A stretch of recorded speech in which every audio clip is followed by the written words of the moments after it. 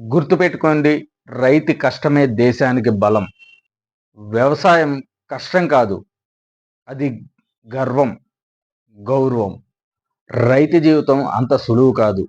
ఎండ వాన, ఉదయం వెలుగు రాకముందే పొలంలోకి అడుగు పెడతాడు రైతు. చెమట చుక్కలు నేలపై పడితేనే పంట పండుతుంది. మన ఇంట్లో అన్నం కూడా అవుతుంది. ప్రపంచం మొత్తం నిద్రపోతే రైతు మాత్రమే తను వేసిన 6 నెలలు కావచ్చు, 3 నెలలు కావచ్చు పంట కోసం ఆలోచిస్తాడు.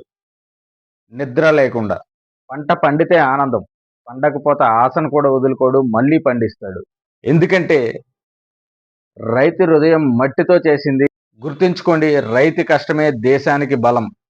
అందుకే చాలామంది పెద్దలు అనేవాళ్ళు, రైతే రాజు, ఈ దేశానికి వెన్నెముక రైతని. వ్యవసాయం కష్టం కాదు, అది మన దేశానికి గర్వం. జై హింద్.